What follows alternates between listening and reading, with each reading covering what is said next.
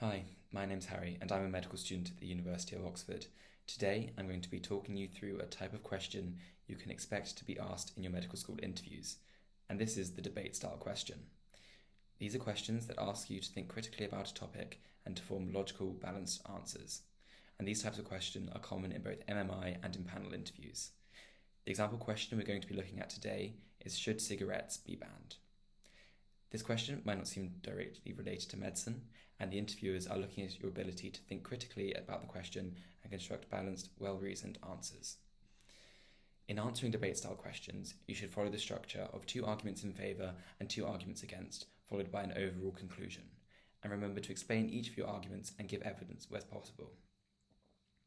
So looking at our example question, should cigarettes be banned? We need 2 arguments in favour and 2 arguments against. Our first argument in favour could be about the health effects of cigarettes. We know that smoking causes a number of diseases, including cancers and other lung pathology. So this is a good start to our answer, but like I said, we need to explain and add evidence. So, we as a society ban other substances due to their negative health effects. Why should cigarette smoking be any different? The argument here follows a paternalistic model for society, the government making laws to protect its citizens from harm. Proponents of this argument would say that it is the government's duty to protect its citizens from harm by legislating to outlaw harmful substances. Our second argument in favour is an extension of our first argument. So we know that cigarettes cause health problems, and this causes a strain on the NHS. It is estimated that smoking costs the NHS about £6 billion per year in treating the disease caused by smoking.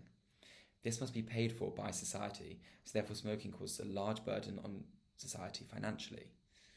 Money spent on treating diseases caused by smoking cigarettes means less money can be spent on treating other diseases. Therefore, banning cigarettes could mean that resources are diverted to other areas.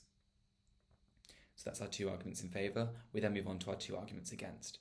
Why cigarettes should not be banned. Our first argument can be a civil liberties argument. People should be allowed to have the autonomy to choose what to do with their bodies, and this extends to smoking. Other harmful substances exist, such as alcohol, and these are not outlawed by the government. Instead of banning, it could be argued that greater education should be provided to citizens to warn them of the harms of cigarette smoking, or greater incentives to stop smoking. These methods aimed at reducing smoking do not infringe on people's civil liberties. This is in contrast to our first argument in favour, where we argue that the government should legislate to prevent people from using harmful substances. Our second argument against could be an economic argument. Cigarettes are heavily taxed in the UK, and the revenue from cigarette sales brings in about £12 billion per year. Therefore, cigarette smoking brings in more money in taxes than it costs the government in treating diseases caused by smoking. This money can then be used for other purposes, such as education and on other public services. Therefore, cigarettes are good for the economy. And so the final part of our answer is the conclusion. We need to pick a side. And this could be: overall, I think cigarettes should be banned as they are harmful to health. Some people argue that it is not right for the government to ban substances purely because they are harmful, and people should have the right to choose what to put in their bodies. However, smoking does not just affect the individual, it affects others in society with the effects of second-hand smoking, so even those who choose not to smoke are still affected by those who choose to smoke cigarettes.